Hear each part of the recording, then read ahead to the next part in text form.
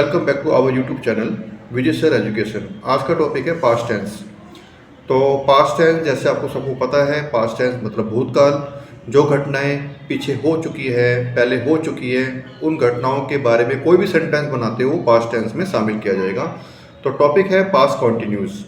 इससे पहले वीडियो में मैंने पास्ट इंडेफिनिट्स का रूल्स, उसकी पहचान और उसके सेंटेंसेस पे डिस्कस किया था। तो आज हमारा टॉपिक है past continuous.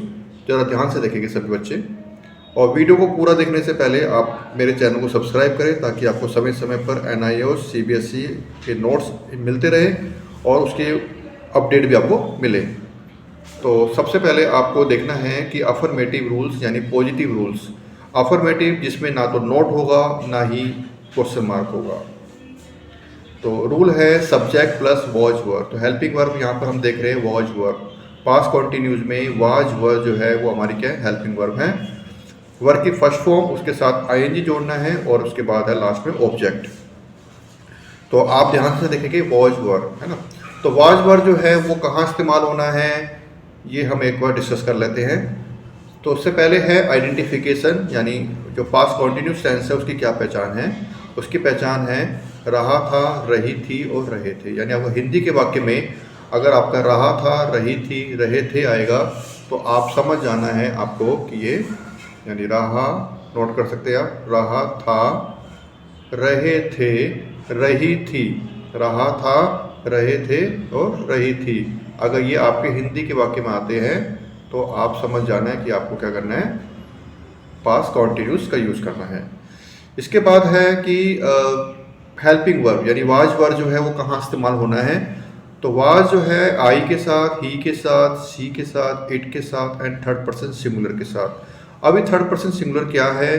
Third person singular है इंडिविजुअल नेम यानी सिंगल नाम, कोई भी नाम, जय, अंजलि, मेल, फीमेल, कोई भी नाम हो सकता है। Name of the object, single object, कोई भी चेयर, टेबल, इस तरीके से आप इसको कर सकते हैं। वहाँ पे आपका वाज का इस्तेमाल रहेगा। वर्ब का यूज कहाँ होना है? वर्ब का यूज होना है नेम ऑफ द पर्सन। अगर दो नाम है, एक से ज़्यादा नाम है, तीन नाम है, चार नाम है तो वहाँ पे वर्ब लगाएंगे। नेम ऑफ द ऑब्जेक्ट, एक से ज़्यादा ऑब्जेक्ट है जैसे chairs, tables, two chairs, two tables, तो आप वहाँ वर्ब लगाएंगे। तो समझ में आया वॉज का यूज़ कहाँ करना है और वर्ब का यूज़ कहाँ करना है। परीक्षा में सबसे ज़्यादा पूछने वाला ये टेंस है जिसका नाम है पास्ट कॉन्टिन्यूस। यानी पास्ट कॉन्टिन्यूस बहुत अच्छे से सीखना है ताकि आप अपनी परीक्षाओं में फिल इन द ब्लैंक्स की फॉर्म में भी आ सकता है, करेक्ट एंड इनकरेक्ट की फॉर्म में भी ये आ सकता है।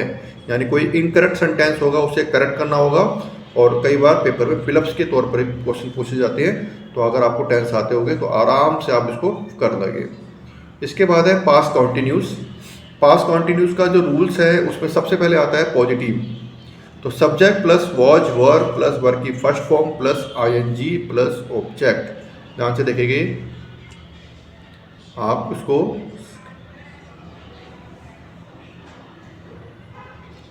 Subject plus was verb plus verb की first form plus ING and plus object. Negative में आपको क्या करना है? नेगेटिव में subject plus was verb plus not, सिर्फ नोट का वर्ड जो है वो ऐड हो जाएगा और आपका सेंटेंस क्या हो जाएगा? नेगेटिव हो जाएगा। तो नेगेटिव सेंटेंस के लिए क्या करना होता है? आपको नोट का यूज करना है। तो वर्ब की first form plus ING plus object.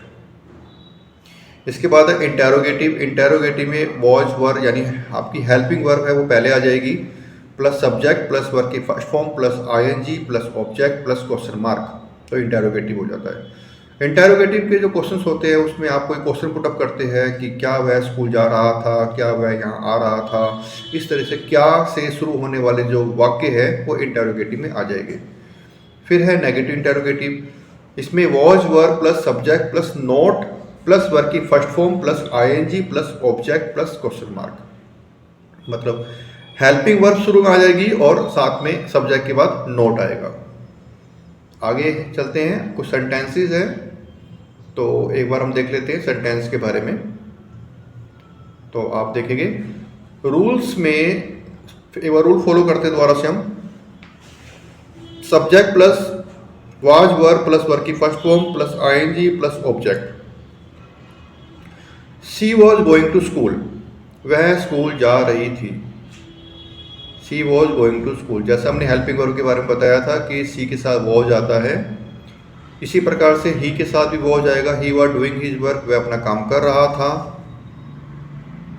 India was playing it's inning in cricket, Bharat अब क्रिकेट में अपनी इनिंग खेल रहा था, यानी अपनी पहली पारी खेल रहा था।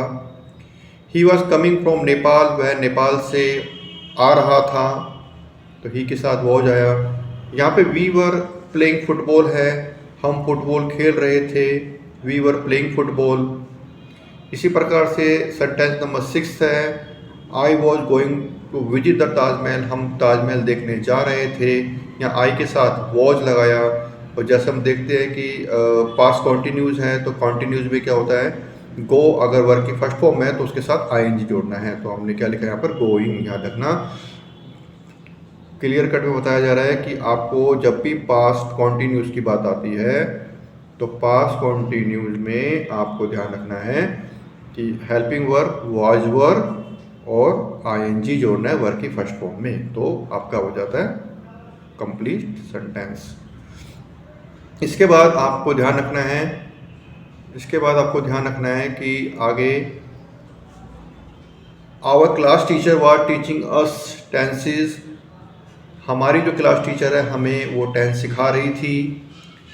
इसी प्रकार से अगला सेंटेंस है, maid was cooking the food, आया खाना बना रही थी। I was passing 12th class last year, मैं 12वीं क्लास पिछले साल पास कर रहा था। We were watching the TV when father came, जब पिताजी आए तो हम टीवी देख रहे थे। तो वी के साथ वर। तो ये टॉपिक था पास्ट कॉन्टिन्यूस।